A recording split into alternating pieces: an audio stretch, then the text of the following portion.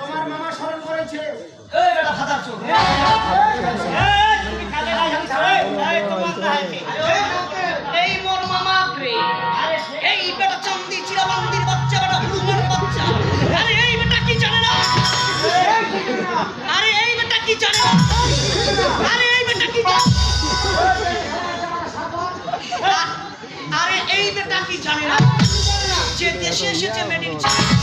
দেশের বর্তমান আমি এই পাটকারি কি বাজারে প্রতিদিন নাইট ডিউটি করি এই উত্তর এলাকার একমাত্র আমি হলাম ছোট